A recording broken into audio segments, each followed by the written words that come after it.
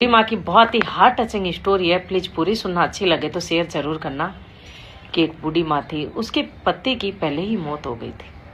उसके 2 बेटे, 2 बहू और 2 पोते थे। सारे एक ही साथ रहते थे। माँ दिनों दिनों और बूढ़ी होती गई तो दोनों भाइयों ने आपस में बात करके कहा, माँ हमें घर का बंटवारा कर दो। तो माँ ने सोचा कि मुझे करना ही क्या है, मुझे 2 वक्त की रोटी चाहिए और करना ही क्या है मुझे। माँ ने अपने अपने हिस्से का मकान उनको दे दिया और वो अपने छोटे बेटे के पास रहने लगी। कुछ दिनों बाद छोटा बेटा बोला कि माँ आप बड़े भाई के पास चले जाओ, आपकी बहू के माता पिता कुछ दिनों के लिए यहाँ रहने के लिए आ रहे हैं। तो माँ अपना सामान लेकर अपने बड़े बेटे के पास पहुंची। तो बड़े बेटे ने कहा कि माँ हम दोनों बाहर रहते हैं, दोनों बाहर सारे दिन, तो आपकी देखभाल कौन ही करेगा, आप छोटे के पास ही जाओ। और बड़ी बहू ने नाक चढ़ाते हुए कहा कि हम आ गए हमारी प्राइवेसी भंग करने।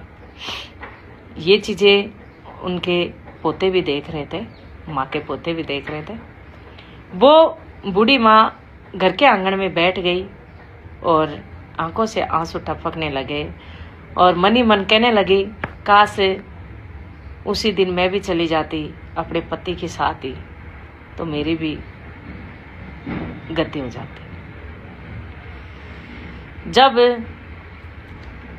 बड़े बेटे के बेटे ने बड़े बेटे से कहा, पापा आप भी अपना मकान देख लीजिए, क्योंकि ये मकान तो आप मेरी शादी के बाद मेरे नाम कर ही दोगे, तो आप हमारी प्राइवेसी भंग करने थोड़ी रहोगे।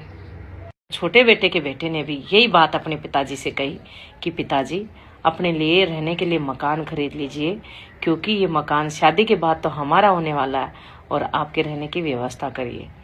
तो दोनों बेटों की आंखें खुल गई इन बातों से और वो अपनी आंगन में बैठी माँ के पैरों में जाके गिर गए कि माँ हमें माफ़ कर दो, हमसे बहुत बड़ी गलती हो गई।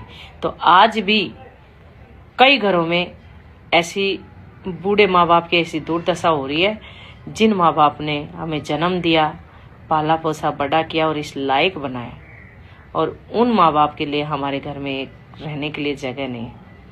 बात अच्छी लगी हो, स्टोरी अच्छी लगी हो तो शेयर ज़रूर कर देना।